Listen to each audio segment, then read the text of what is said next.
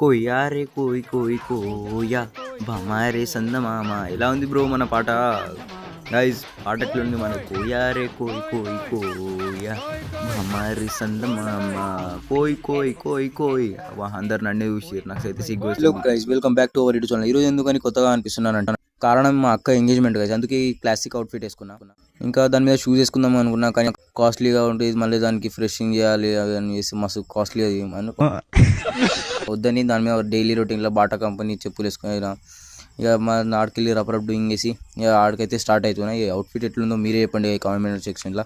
దాని మీద ఎట్లా అనుకున్నా మంచిగా ఇక వెళ్ళి రఫ్ చేసి స్టార్ట్ అయ్యి వచ్చేసిన గైస్ ఇక్కడ మా అక్క ఎంగేజ్మెంట్ దగ్గర. ఇక ఆయననే గైస్ పెళ్లి కొడుకు, జూమ్ చేస్తాడు అది ఆయననే గైస్ పెళ్లి కొడుకు మా బావ. ఇంకా ఎట్లనే గైస్ మా బంజారా కల్చర్లో ఇట్లా కూర్చొని ఫస్ట్ మాట్లాడతారు కట్నం అట్లా అని, ఇక ఇట్లా మాట్లాడతారు గైస్. ఇక మొత్తం మా బంజారా కల్చర్. ఇక ఎండలో ఏం నిలబడదామని ఆడ మంచిగా టెంట్ కింద పోతున్నా.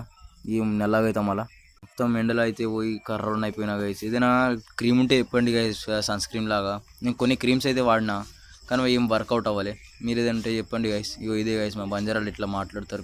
అందరికి అర్థమవుతుంది ఏమో కానీ నాకైతే అస్సలకే అర్థం కాదు అది. మంచిగా కూర్చుంటుండే ఇక వంట పని అప్పే చేసి, ఇక నేను ఏడవాలనా నవ్వాలనా అసలుకి ఏం అర్థం అవుతలే నాకు. ఇక ఆ పని అయిపోయినాక ఇక డీజే బాక్స్ దగ్గర కూర్చున్నాం. మనోడైతే కూర్చొని మంచిగా ఆపరేటింగ్ ఇస్తుండు. ఇక వాడిని చూడరా అంటున్నా, నాకైతే ఒక సైడ్ నుంచి నిద్ర వస్తుంది. కాడైతే మంచిగా బిజీ ఉన్నాడు డీజే ఆపరేటింగ్లో. ఇక వానికి ఏం చెప్పాలి నేను? అలా అని పక్క కూర్చే మైక్ ఉంది, రఫ్ వేసి ఆ మైక్ తీసుకు